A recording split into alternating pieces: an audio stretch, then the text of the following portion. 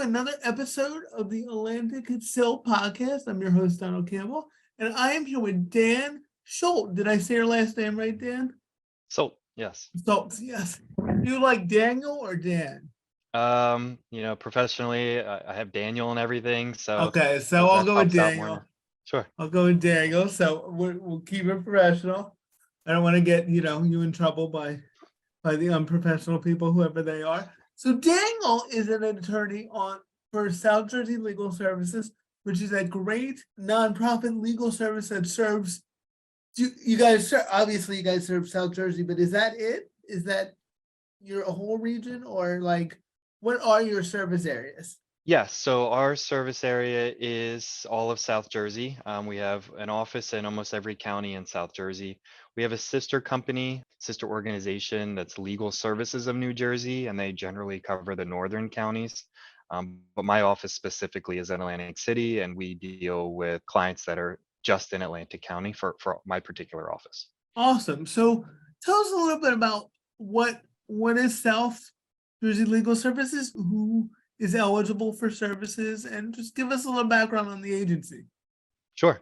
So in order to qualify for services through South Jersey Legal Services, you have to be either low income or a senior. A majority of our clients are low income as opposed to being seniors. So we do a whole variety of services. Landlord tenant, preventing evictions, wrongful evictions is the majority of the cases that we do.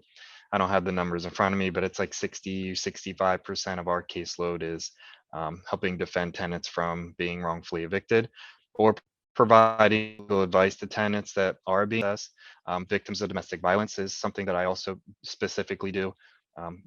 We advocate for clients that are trying to get entitlements from Atlantic County or the state of New Jersey or the federal government if they're having difficulties with that.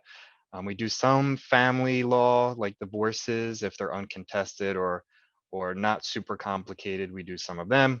Pretty much anything that doesn't fall into the criminal world, there's a possibility that we'll do it.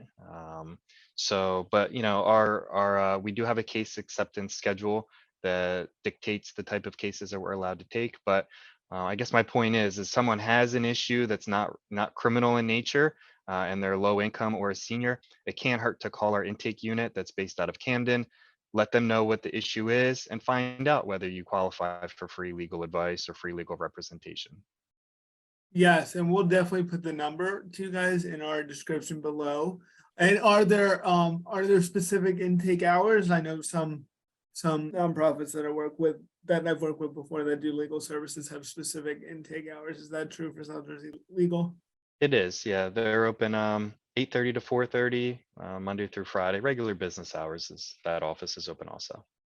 Yes, and this is just for me, I gotta give, because I've helped some people with intakes.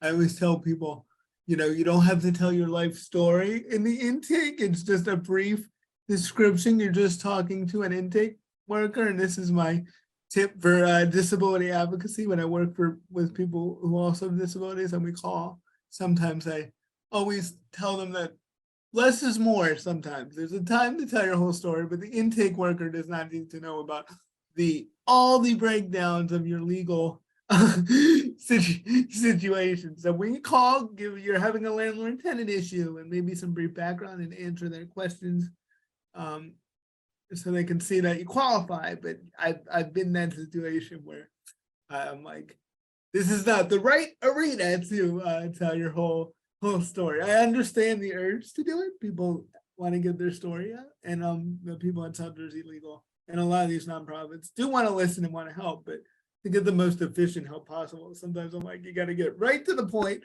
and let them get you in the right direction, get you to somebody like Dan who can help you out with your situation. Am I right about that, Dan? You know what I mean? Sometimes I agree completely. Yeah, the intake unit is, they're not there to give you legal advice. They're there to process you, to find out if you qualify for services and just put you in the right category. If a file is opened and you are assigned to an attorney, that's your opportunity to tell the whole story. So we hear everything. Yes, I agree completely. Exactly. So what do you do specifically? What are your areas? Do you do landlord tenant? Yes. Or do you have a Yep. specialty? Do you just do anything that kind of comes in, and if it's in your area, you do it? So our office is pretty large relative to some of the other ones. Like the Cape May County office is a smaller office. They have maybe 3 or 4 attorneys there. So they have to be less specialized because there's less attorneys. In my office, I think there's 12 attorneys right now, roughly some 11, 12, right around there. So we're all pretty specialized in what we do. 90% of my work right now is housing, working with tenants that are being evicted or they're having issues with their landlord. And the other 10% roughly is I'm doing domestic violence work. So we represent victims of domestic violence that have filed a TRO, a temporary restraining order, and that are looking to get a final restraining order against the defendant, the person who perpetrated the domestic violence. Yes. Okay. And how long? So let's kind of back up. How did you get involved? How did you end up at South Jersey Legal? So for those of you that don't know, I met Dan. He called me. Um, we were out of the blue. He had he also is a professor at Stockton. He had a student come visit me. He was calling to see how that went, and he told me his story, and he told me that we had a lot in common. We both went to the same college and the same law school. Did you go to ACC too, or did you go right to Stockton? No, I started at ACC. Okay, Yeah, so my joke is that I felt like and Dan has cerebral palsy as well that I have as well, and I felt like I was like the original person, and then I met Dan, and turned out he did it all before me. He was the trailblazer. So tell us how you got interested in the law and political science. Like, how did you get here? sure.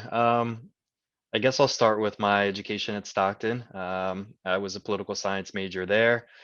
And at some point, I was considering teaching like social studies or history.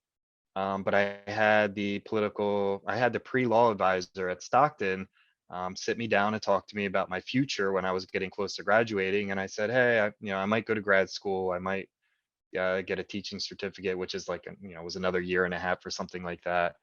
I had some of the law classes that Stockton offered, and I enjoyed them. I got good grades in them. And he said, have you ever considered going to law school? And I didn't have any lawyers in my family. I didn't really have any interaction with it at all. But the idea, I'm odd in the sense that I didn't have any real goal to become an attorney. I was more interested in the education, the challenge of going to law school. And as soon as he suggested, I said, you can go get a master's in 2 years, or you can go for 3 years and get a law degree. And probably, that might take you further in life.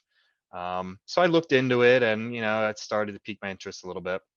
So I decided to take the LSAT and apply to law school. I only applied to one school. A professor at Stockton said, "Hey, I think Widener at Delaware is what you're looking for." I didn't want to be in a big city. She's like, it's similar to the Mays Landing area.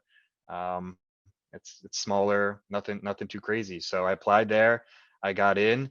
And I still, even in law school, I wasn't sure what I was going to do with my degree. I wasn't still sure if I was going to be an attorney or not. I had a couple summer jobs at law firms or with the courts, and I enjoyed them. I got a judicial clerkship my first year out of law school, and that kind of set me on the road of actually being a real attorney once I passed the bar exam. So I never looked back. I've enjoyed all the jobs that I've had. I've had a variety of positions. I was in private practice for a while, right before starting with South Jersey Legal Services, which I've been there almost 2 years now. I was an attorney for Atlantic County. I was assistant county counsel there. I enjoyed that too. I generally enjoy government work or working for this nonprofit. I didn't enjoy private practice as much. I learned a lot at the firm I was at, but it just wasn't my thing. I enjoyed working for Atlantic County. But how I ended up at South Jersey Legal Services specifically was a good friend of mine through the Bar Association. When I first started practicing law, I was active in the Atlantic County Bar Association, and I became friends with an attorney that had been practicing a handful of years prior to me, and she became the managing attorney at the Atlantic City office. And she, enticed me to come work for South Jersey Legal Services, and all the good work that we do over there and helping people that are in need. And that's really the major thing, is that, every person that comes through our doors is a vulnerable person, whether they have a disability or whether they're very low income or for any number of reasons. They could be a victim of domestic violence, for example, and being able to help those people. And I I'm in court all the time. I'm not sitting behind a desk just doing paperwork all day, every day. I like being on my feet in front of a judge in the courtroom, and actually helping people. So it's been a good fit for me. I volunteered a lot since graduating law school in different aspects of the community, and this is just another way that you could be really involved in the community, really help people, and do good work. Yeah, I can relate to a lot of that, and I think there's a lot of lessons in that, especially for people, and especially for people with disabilities. I get the question too, why do you, and even though I don't practice, but like, why do you work at a nonprofit? And a lot of it is like, because you can see the measurable impact of like helping people, whereas sometimes if you go somewhere else where maybe it's a little more money, you don't feel like you said, you feel like you're behind the desk all day. Like, I like the idea that I don't know what I'm walking into every day, even though it can be a little stressful. I like that, like, you're really helping somebody in a vulnerable situation. And I can really relate to that. Was it Professor Akiri who sat you down and asked you about the? Yes. Yes, because he did the same thing to me. I wonder how many times he did that. He was a great professor at Stockton, passed Yes. away a few years ago, and he was one of my favorites. And I do remember him coming up to me and being like, what are you doing after you graduate? And I was like, I don't know, I'm thinking about, I, like Dan, was thinking about my, master's degree, and he kind of did push me. I wonder how many people he pushed to law school, because but he really did believe in his students. And Yeah. Professor Linda Wharton is another great one who was a big help to me in getting where I was. I'm sure she did. Were those the classes you took at Yeah. I yeah, swear, she we're almost the exact same person. we pretty much are.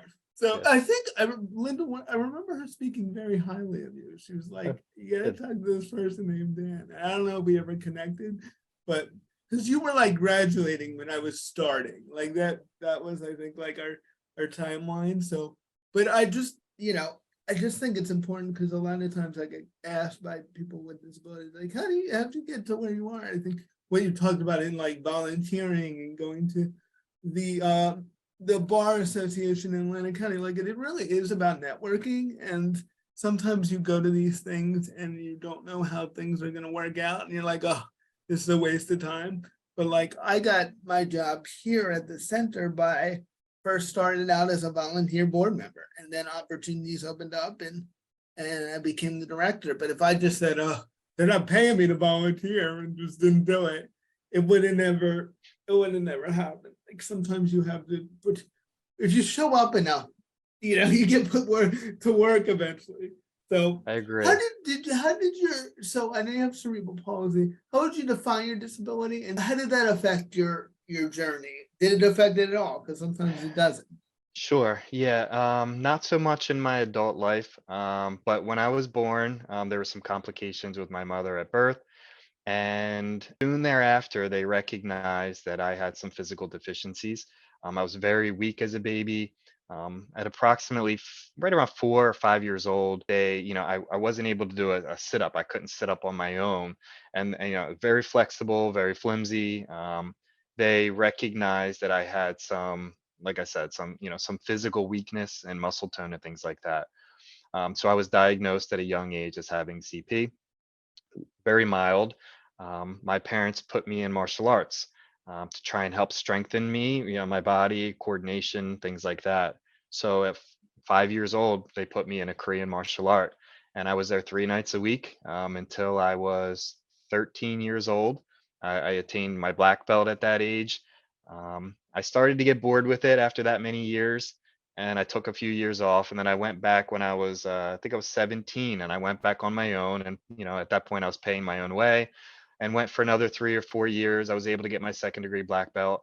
But it was great for me physically. At that young age, it was instrumental in building muscle tone and helping with coordination and body control. And it really helped me be able to manage the symptoms that I had from CP.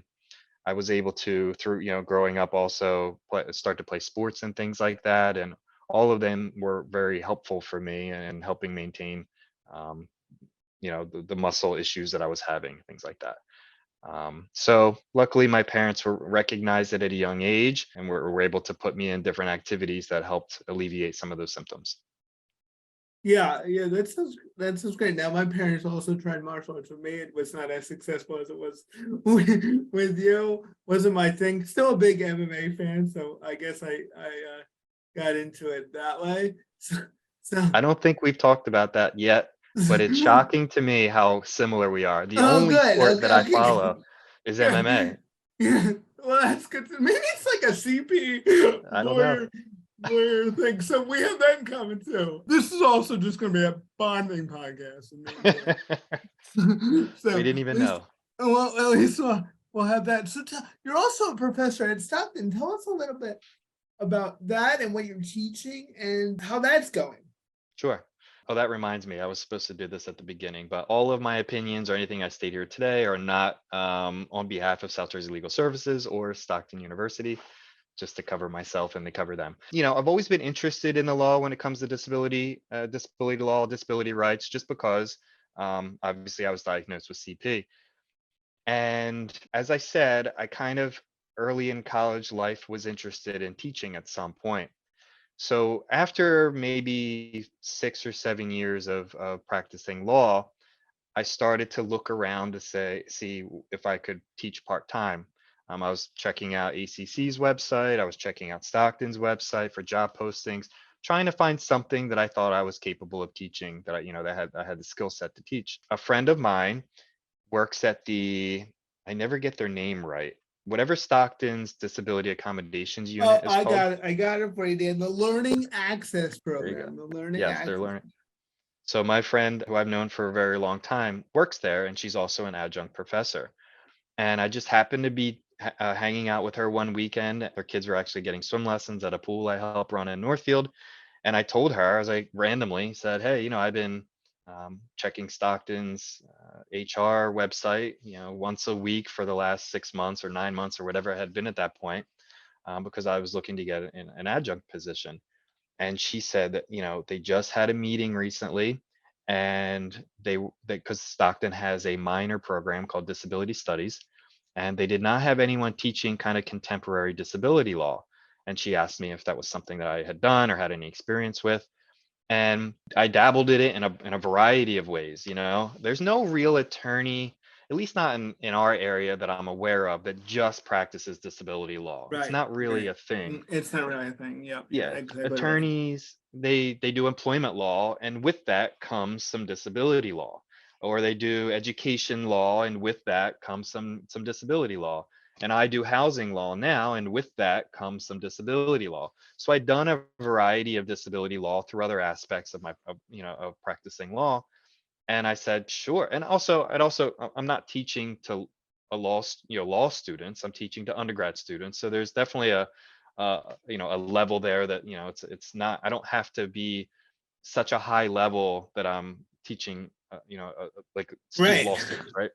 So I said, certainly, I'm capable of doing that. And where I'm deficient in certain areas, I can certainly read up on the case law and do whatever I needed to do. So I put together a presentation, presented to other professors and some deans or department heads or whatever they were. I presented this course called Disability Law, Past, Present, and Future, and the class was accepted. So I teach the history of the disability rights movement to start, and then I teach contemporary disability law in all of the main areas, like, as I mentioned, education, employment, government services, telecommunications, all of those things.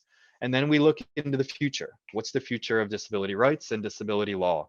And that's how we kind of wrap up the semester. So it's been pretty successful so far. That's I wish I could take that class, but after going through law, after going through all the years of school we go through, like I remember saying, I'm never going back to any school again. But that would be the type of class I would be interested in. So, I don't want to give your whole class away, but where would you say, where are we? You could just give us like a brief thing of where would you say we are with disability law, and where do you think, like you said, where is the future going? What's kind of the next step?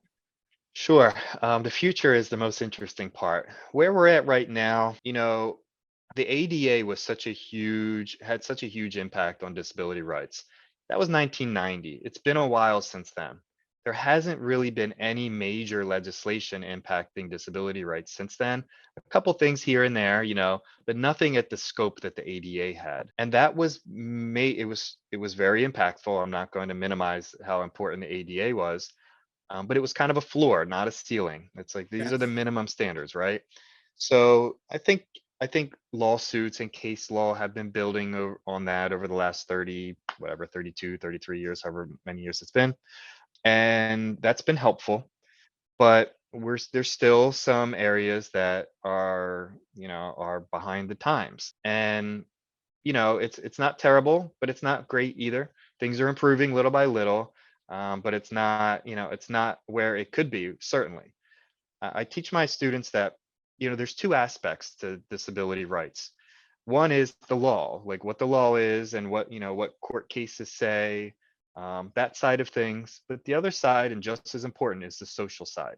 We could have all the greatest laws in the world, but if society doesn't accept people, people with disabilities, if there's still prejudice, if there's still issues, with society accepting people that have disabilities, then that's half the battle, right? So there's two fronts that need to continue to improve on. One is the social side.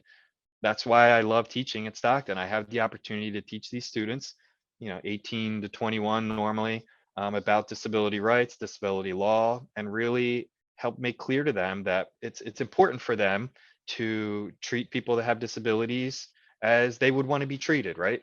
As a as a Yes. as a baseline. So we talk about the whole social side, we talk about the law side, and I think every one of my students leaves my class at the end of the semester with a much stronger understanding of what disability rights means and what the law is in certain areas that we cover. And I feel good about at the end of the semester that these students are walking away with an understanding and hopefully an acceptance, and will become advocates themselves in any job that they have or anything that they do, later on in life. Yeah. Um, I I think it's think important. I think that's so much of what you said. I just nod my head in agreement. The ADA, I think part of the issue is people thought we passed the ADA and it was like over, like, okay, everybody with disability is good and they're fine now and they're all gonna run out and get jobs, which a lot of them did. And you and I are, and a lot of people are testaments to the ADA. So I don't want to act like it didn't work. I mean, the idea of people with disabilities practicing law was a radical idea until the 90s and stuff like that. So it did work, but it didn't address a lot. Like you said, it doesn't address the social issues.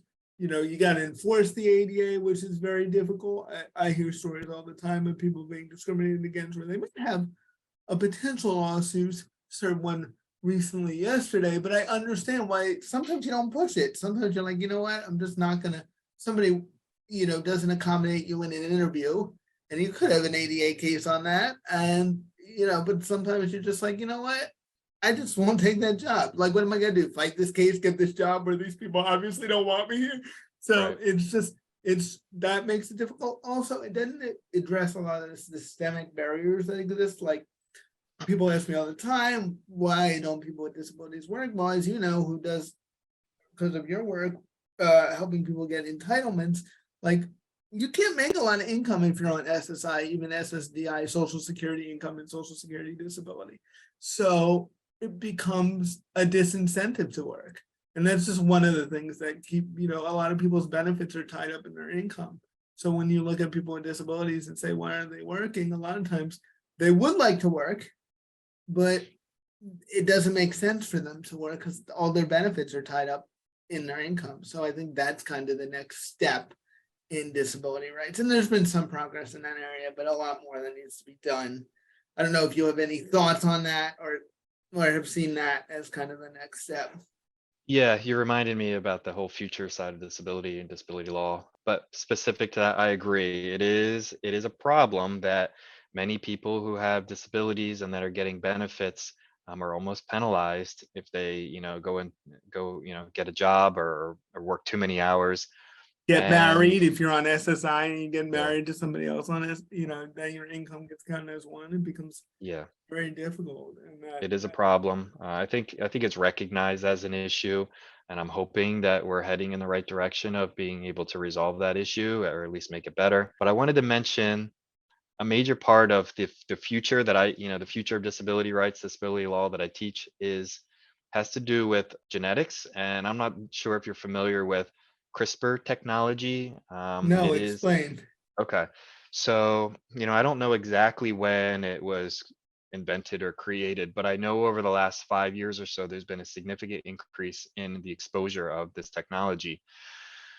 And I'm no scientist, obviously, but my understanding of it is that there's newer technology that allows scientists to repair damaged DNA or take out certain. It's almost like it reminds me of Jurassic Park. You know how they Yes. find dino DNA and then they kind of put some And that frog DNA in ended there. that ended well, Dan. So I'm gonna go down that route.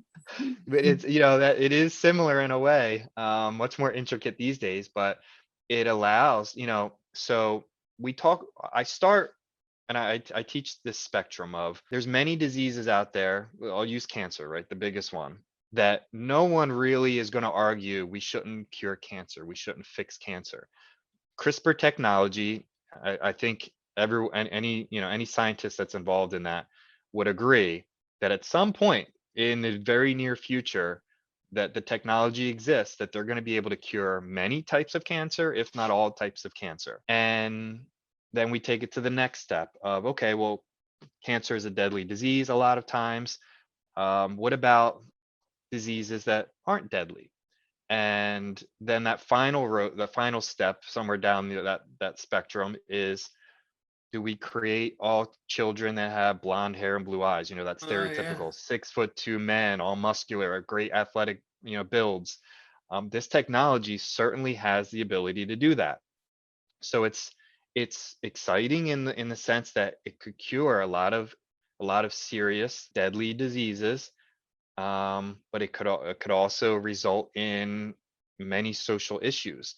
And how that ties in with disability rights and disability law is, our technology now allows for a lot of disabilities to be recognized in the uterus phase, or in the embryo phase, in utero.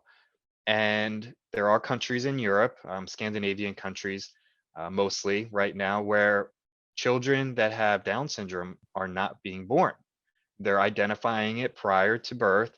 And through CRISPR technology, they have the ability to repair the genetic issues. And at some point, that potentially is going to be applicable to all disabilities, that are obviously through birth, as opposed to losing a limb later on in life. And we have a conversation in my class. Is that a good thing or is it a bad thing? There could be arguments on both sides of that, but diversity in a world is a good thing. Yes. And disabilities offer diversity. And many people that have disabilities will say, I'm perfectly fine with my disability. I'm living a good life. Like, it's fine. I wouldn't want it any other way. And to get rid of that disability prior to birth, because the parent is making, the mother or father is making that decision, there's a whole conversation to be had about that and the ethics of that. And the technology is still new. So, if a mother has a change made to their child in utero, and then that child's born without a disability, what is the next generation? What's the impact on the next generation? So it's fascinating because there's so many different roads you could go down with this technology, but we try and focus on, it could very well eliminate many disabilities. And is that a good thing or a bad thing for society? I try and encourage, we have an open discussion about that to see where we're going with that. And the Yeah, technology is there now. that's a great topic, and like we're going real deep on the podcast, real asking the big questions, because you're right, there are such positives and negatives on both sides. Like, to be able to rid the world of such serious disabilities would be a good thing. On the negative side would be, I think one of the big movement of the disability rights movement is just getting people to accept like disability as a normal part of human nature.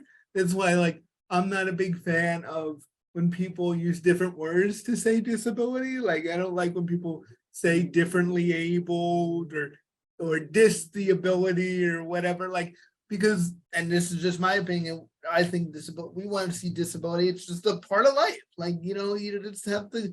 We have to accommodate it and support it and let people live their full potential with it and not try to hide it. And what happens to the people? What happens to that movement if people can just avoid that part of life? What happens to that support if people can just avoid that part of life? Or what happens to the people who choose not to get that cure, for lack of a better word? Like, Sure. do they get isolated? Do they have the support? Are they looked down upon? Are they shunned? But again, on the positive, like this is again competing values. Like, how are you going to tell somebody not to do that? Like, it's their life, it's their body. I'm supposed to tell you, oh, you were born with this disability. They have a cure. You shouldn't take it because I don't know, because I don't think you should. Like, that's not really what disability rights is about either. It's all about choices and freedom and your ability to live your life. So I love that you're you're thinking about that. You're getting people to think about that because you know it's like all these great inventions. They're like a tool, and they open so many good things and so many potential negative consequences. I think it's really important we think it through. I know that one of the questions I have always gotten growing up, and this is like on the list of annoying questions that people ask people with disabilities, is if they could cure it, would you? And I don't Right. really know how to answer that because I don't know my life any better. Like I don't know what my life would be like, but at the same time, I've never really had that option. So what would people's life look like? Like if somebody said take this pill and your CP would go away, I don't know what I would do, and that's just being honest. Mhm. So um, I just I just think that's a really good thing, and I hope your college students are a little freaked out about that when they're thinking about it. So Yeah, it's a big topic, right? There's a lot of things to talk about, and we only scratched the surface of that debate. But many many of them are interested because there's an anti-aging aspect to CRISPR technology at some point, yes, and we could go down that road and have an hour-long conversation too about how that impacts society. But I try and keep it focused on disability rights so that we take a hard look at where is our society going. Is it a good thing or a bad thing? Just like you said, that's a big question, and I think it's an individual question. If everyone's going to answer that a little bit differently, if they have a disability and if they were given a pill saying you can get rid of your disability, or would you make that choice? That's a tough one. yeah, I think it's a tough question, and I think everybody who says I know the definite answer is lying to themselves because one again we right now we it's still mostly theoretical, although you listed some examples in your where it's starting. Like people you probably used to think, oh, I don't need a phone to be with me all the time. I have a phone at home, that's enough. But now people it's becomes a part of the culture. Now, there was just a point in my life where it was like if you didn't have a phone, it was like you felt like you were missing something. So I just think that's true. I know we're bouncing around a lot of things. What do you think are, from a legal perspective? So one of the questions I get about all the time, because we're a Center for Independent Living, is landlord tenant law. Like that's like a number one question I get. So what do you think the biggest challenges are for people with disabilities in housing in this state? Like I know that I always say it's the hardest thing that we help people with because there's not enough of it and people don't understand why. And I wonder if you had any thoughts on that. You said there's not enough of it. Do you mean just housing in general? Yeah, and like Yeah. affordable housing in general. Yes, I agree. Completely agree, especially since the pandemic. Last year, I saw at some point, probably in the summertime, a statistic that NJ.com put out that said um, rental rates went up 33% in just that 1 year alone. And that is significant because certainly salaries are not going up that much, and that drastically impacts low income people who more often than not are renters. There's no easy answer as to how to fix the problem of a lack of affordable housing, a lot of lack of affordable rental units. But it is a serious problem. I have so many clients over the last year and a half or so who have Section 8 vouchers. They qualified, they were approved, means they're obviously pretty low income at that point, and the government is subsidizing their rent. And for one reason or another, they were moving on from the rental unit they were in and having to find a new rental unit. And because rent rates were so high in that year, that year and a half jump, that they're not getting approved by Section 8 for a new rental unit. For example, it's kind of a math issue. If you have a Section 8 voucher, you're allowed to rent a unit for X amount of dollars, and they'll pay X amount of dollars through the voucher. And you can go like, I think it's 30% above, portion of your income that you can apply above what the voucher pays for. And every rental unit that dozens and dozens of rental units that my clients were looking at and trying to rent were all being denied by Section 8 as being above that limit. And I had clients lose their Section 8 voucher because they have a certain amount of time to find a new rental unit before they lose their voucher, Right. normally 60 days, and then you can get an extension or two. But, they were getting multiple extensions, not being able to find any housing, and losing their Section 8 voucher because there's such a lack of affordable housing in our area. And that's devastating to them. That's a lifelong, a benefit that they could have as long as they stay qualified, and they're losing it because they simply cannot find alternate rental unit within their budget. It's a major problem. Yeah, I Specifically, agree. luckily, I get about 30 files assigned to me every month. Mostly, 28 or 29 of them would be housing files every month. And it is very rare, luckily, that I see a issue related specifically to a disability law. We do, I see emotional support animals, I see service animals, sometimes issues related to that. I see some access issues, providing, proper access, curb cuts, things like that on occasion. But I think that's a good indication that our area is pretty compliant with the disability laws when it comes to housing. But we get housing cases that where it's strictly a disability rights issue, disability law issue, and we strongly advocate on behalf of those people. It's Yeah, lucky and that we have that. New Jersey is a pretty strong state, even with landlord tenant. I think people don't appreciate sometimes that our tenant protections are pretty strong comparatively to other states, which is, I'll give my disclaimer to my people with disabilities. Sometimes they move. People can live whatever they want. It's a great part of the country, but make sure you check in with the laws and what services are out there, because not every state is the same. New Jersey is not Texas. New Jersey is not Florida. That's not me judging anybody. Just know what you're getting into, because sometimes I have people who call and say, I'm gonna move here, and I'm like, that's great, but just make sure where your Medicaid's gonna go, and what your landlord tenant law is, and try to get an idea of that, because not every place is the same. Also, what you said about there not being enough housing, people ask me why that is all the time, and I said the truth is, the constituency for more affordable housing is not that powerful. So there's a lot of people are for affordable housing, just as long as it's not in their backyard, like as long as it's over there in the town over or in the city next to them. So it would really help if, like, there is room to build housing, and there is money to build housing. I know this great organization called Project Freedom, who they do great housing for people with disabilities. It's all accessible, and they can do it, but they need a place to do it. They need all the approvals. They need the town to sign on. They need the stuff to sign on, and that's not easy to get.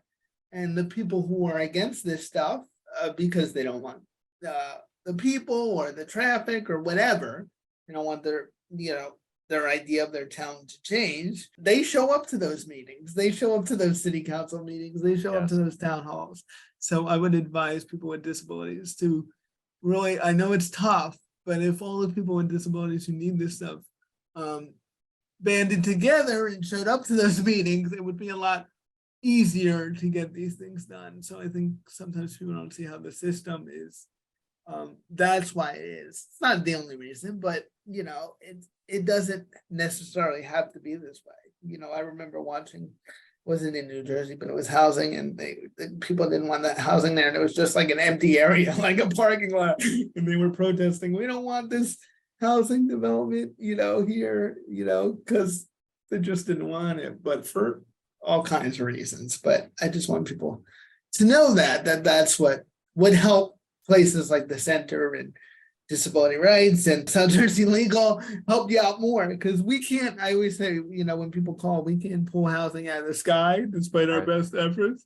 So, One of the projects I give to my students every semester, which is the assignment is that they have to go and interview someone that works in a disability rights, advocacy center of any number of units throughout Atlantic County. Actually, it could be anywhere in the state, because some of my students are from North Jersey and they go home, periodically. So on occasion, I'll get a advocacy organization from outside of Atlantic County, but you know way too often when they come back and report they do a presentation in class to tell the other students what they learned about that particular advocacy group.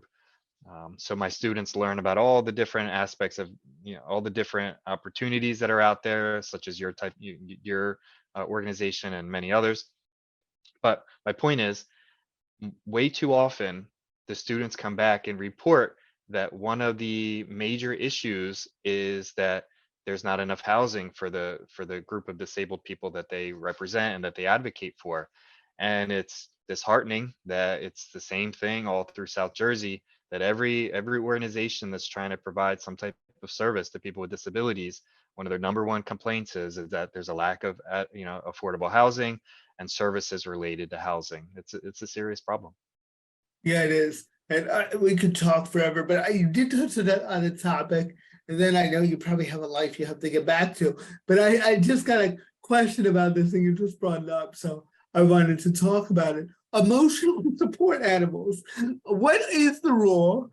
What are the rules? What are landlords allowed to ask? Are they allowed to charge you a fee? Are you required to register? I get those questions all the time, and one of the things I love about the podcast is I can direct people to these episodes and they can get the answer. So what would you advise people? What are the parameters? What are the rules? Sure. Now, do you want me to keep it strictly to housing? Uh yeah, keep it to housing. Keep it to Okay, housing. sure. So I guess as a starting point, we got to recognize that there's a major difference between a service animal and an emotional support animal. A service animal there's strong protections for service animals. The stereotypical example is a seeing eye dog, right? Service animals are almost always dogs. 99.9% of the time, it's going to be a dog, and there's strong rights. They can go anywhere, almost anywhere. You can't prevent them from going in restaurants, or you can't prevent them if someone wants to rent a unit and the advertising says, no pets. That does not apply to a service animal at all. Because They they're are not a pet under the law. They're service animals. right, right. So they have to be a trained service animal. They have to be trained to perform a particular task, and obviously the owner has to have a disability of some type. Outside of service animals, looking strictly at emotional support animals, the major difference between them is they are not trained to do a particular task. Um, Generally, it's a person who may have a disability or may have an emotional issue, anxiety. They have to be being treated by a physician or a professional for some issue. So stereotypically, let's say it's someone who has anxiety and we'll keep it we'll keep it with a dog. Their dog alleviates those symptoms. The dog isn't trained to alleviate those symptoms, but just having the dog in that, around that person, it alleviates their symptoms. It's certainly helping with their issue. Um, so in housing, you have to notify the landlord that you have an emotional support animal, and you should provide them with documentation that you're being treated by a professional, and that document should say, they're being treated, and the emotional support animal alleviates the symptoms of whatever it is that they're being treated for. Now, it's not like a service animal where there's a guarantee that the landlord can't say no. The landlord can say no, but the burden is then on the landlord to prove why it's a burden, why there is some major issue with allowing that dog or that cat or whatever the animal may be in the rental unit. And if the landlord cannot convince a judge, if it got that far, that there is a this undue burden on the landlord, then the tenant is going to be successful with being able to keep that animal. Now, if it is a dog and that dog is barking all the time or lunges at, other tenants or some negative behavior, then there's a good chance that a judge would rule that the tenant cannot keep that emotional support animal. But if it is just a landlord that's worried about the dog peeing on the carpet, but there's no evidence of that, or is worried about, these hypothetical scenarios of I don't want the dog because it might do this or it might do that, Yeah, that's not going to meet that burden. A judge is going to gotta rule be, in favor of the tenant. it's gotta be concrete. So what are the rules? It doesn't have to be a dog for emotional support. It could be a cat or something, or, really anything, but I'm sure that, again, and these are the answers that people love from lawyers, which is like, it depends on the situation. Like, if you're bringing an alligator and calling that your emotional support animal, like the tenant's probably going to win that case. I mean, Yeah, so the the landlord, landlord's probably going to win that case. So, yeah, he would definitely have a stronger argument. He or she, the landlord, would definitely have a stronger argument if it was an alligator. But sure, there's no restriction. It could be any type of animal. But again, the more common, the more domesticated the animal is, right, then improves I your would chances. probably category of that. A domesticated animal, which I don't think an alligator falls in that, is likely, if the landlord cannot prove the burden, then Right. the tenant is likely to be successful with that. Right. Is there a limit on the number? Sometimes I get that question. Is there a limit on the number? Yeah, there's no easy answer to that. I get that question sometimes too. And, unfortunately, I wish I could say, yeah, you can have five, but at some point, you're starting to strengthen the argument of the Right. landlord that there's a burden. One dog is easy to argue for, five dogs is way more difficult to argue that that's reasonable and that there's not going to be a burden on the landlord. So, no, there's no easy answer to that. It depends on situation, but each added animal weakens the argument of the tenant that it's necessary. Right. Yeah, I always tell people look at it as like objectively reasonable. Yeah, But it's sometimes hard for my consumers and people to hear because all five of their cats are very special to them and yeah, help them with their anxiety. And I'm not disputing that. I'm just saying, like you probably say all the time, you don't make the rules. You're just trying to help them. you know, exactly. get through them. So the other question I get, and you're really going through them and explaining in a clear way, is the landlord allowed to charge you extra rent or an extra security deposit or fee for your support animal? Yeah. So service animal, no, but you're specifically asking about a an emotional support animal. So yes and no. There's a restriction on what you're allowed to have for a security deposit. It's 1.5 months rent. You cannot have anything more than that as a security deposit. We see many landlords wanting to charge a pet fee security deposit, like something like that. They don't call it a security deposit because they know they're trying to skirt that 1.5 months. But I've seen landlords try to get like almost another month's rent for a pet deposit. And that is a violation of New Jersey law. Right. The pet deposit, Even for support. yes.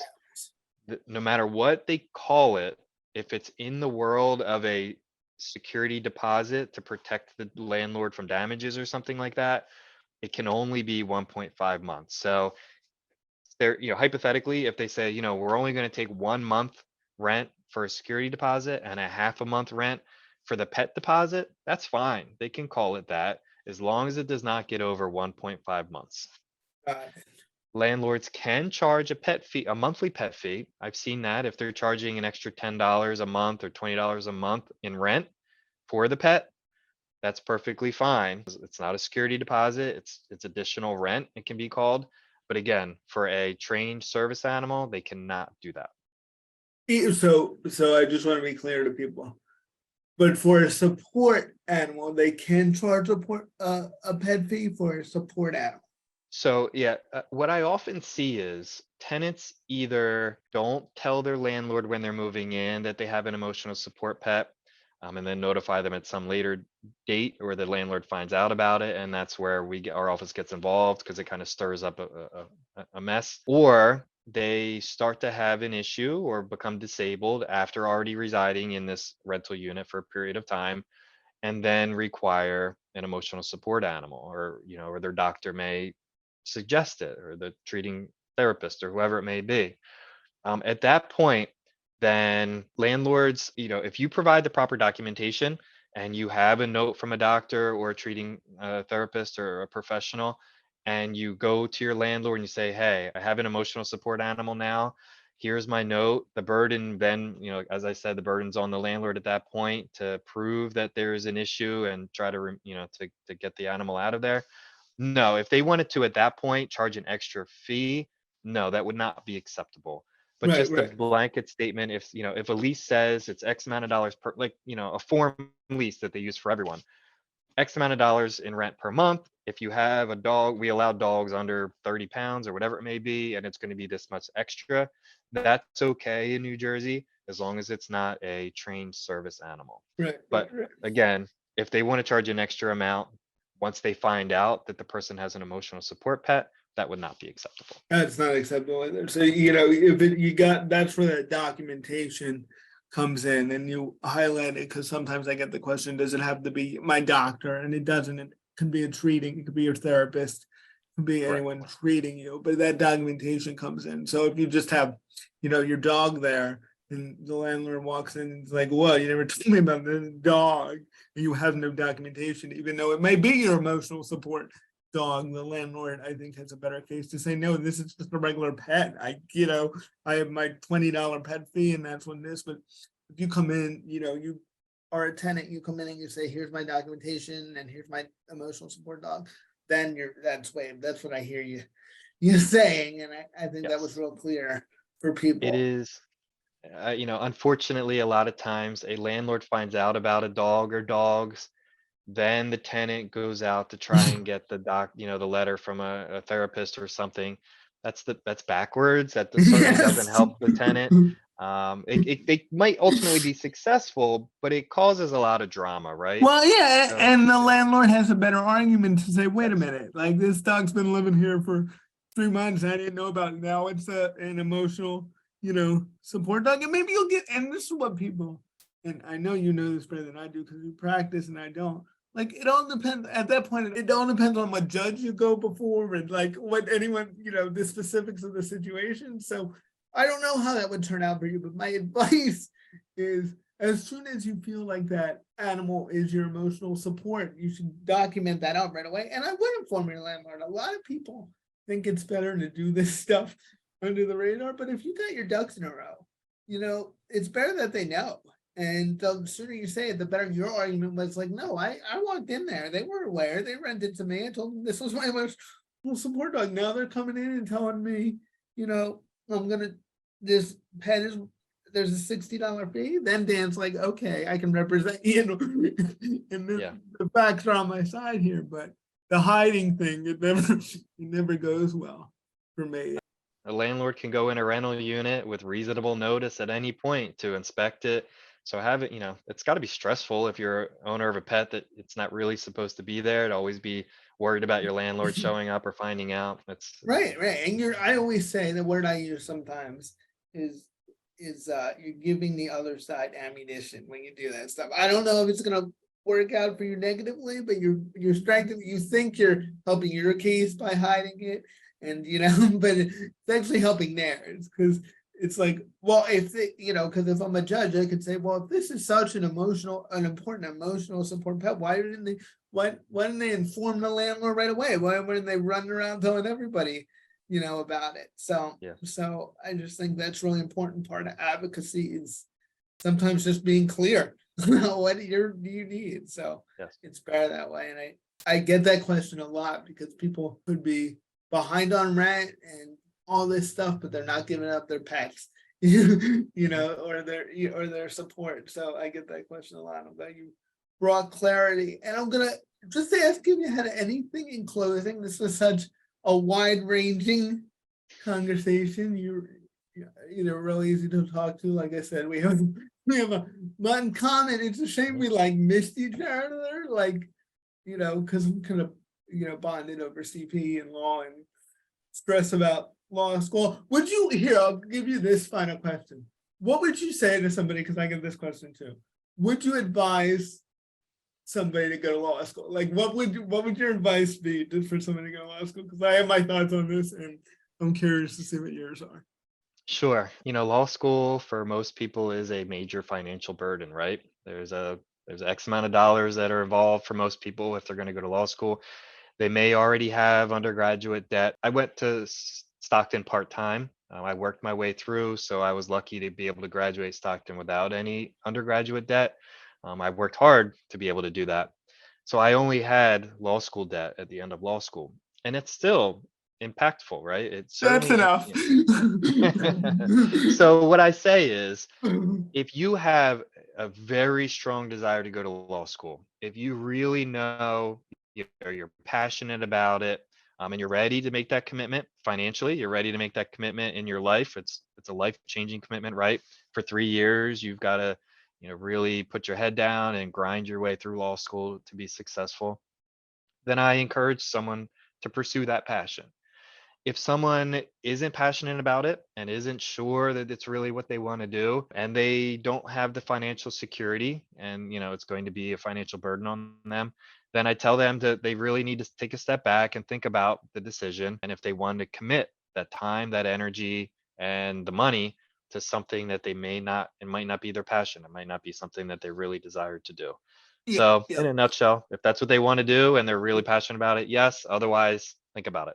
Yeah, and I'll just echo this. It's like a big commitment, so don't just do it because you've been told your whole life that you'd be a good lawyer because you like to argue. Like, Yes, I like, hear that a lot. like it's first of all, like, that's not all of law school is running around arguing with people. It's a lot of writing and reading and work. And it's just, if you make that commitment, like, it starts in undergrad, your grades have to be good. You have to do well on the LSAT. You have to research what school is best for you.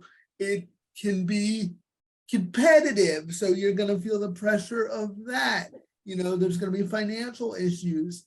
There's just a lot to think about. And I loved going to law school. It was hard, but like, I was like, I'm glad I did it, but I don't want anyone to do it just because they feel like they have to, because you don't. Like, you can find a career doing a lot of things. Not that a law degree doesn't come in handy. It does, but it's not a guarantee to being like a millionaire, which some people think. It's not an easy road. Those 3 years in law school, and even in undergrad, like, I will say, that's when, because you're not, your friends could be taking easier classes than you, and you got to get over the fact that, like, I don't know how yours was, but like, my last 2 years of Stockton were pretty intense because I was taking a lot of pre-law stuff, and I had to study for the LSAT, and it was a lot. And you have to do well on the LSAT to get into a law school, even for Widener, which is more school for people. It's not, it's not Harvard. You don't have to get a terribly high score on the LSAT, but you do have to get a decent score to get in. So, and then you want to get as high as you want so you can get scholarships and money. So it's just a lot, and it's a great path if you want to take it, but don't let anyone pressure you. Because once you start down that road too, it can be hard to pull out and get out of it. So sometimes Professor Wharton has me come in and talk to her intro to law classes, and I'm always like, try to be realistic, like you just were, Dan. Like, don't do it just because you think you want to do it. You really do have to know. And that doesn't mean you have to know like your freshman year of college. And that's why it's great to take those pre-law classes. But when I hear like things like, well, I like to argue, but I don't really like to write. I'm like, okay, all right. I don't really like to do research or citations. I'm like, oh, all right, well, that's like, 75% of it. And, is studying for the bar stressful? Yeah. Probably the So most stressful thing in your life. yes. Yes, and it will be your life. It does take over a big chunk of your life, and you have to be ready for that. So thank you so much, Dan, for doing this. You were a great guest, and I'm sure I'll have you again on to talk about other things because there's so much other things we can talk to. We can do a whole thing on UFC and educate people on that. But I don't know Yeah. how I would tie that into disability rights. So It doesn't I'll matter. find We some- would enjoy it. I'll find some way to do it. All right, Dan. Thank you. That was a pleasure coming on. I appreciate it. Thanks for All inviting right, me. bye everybody. See you next time.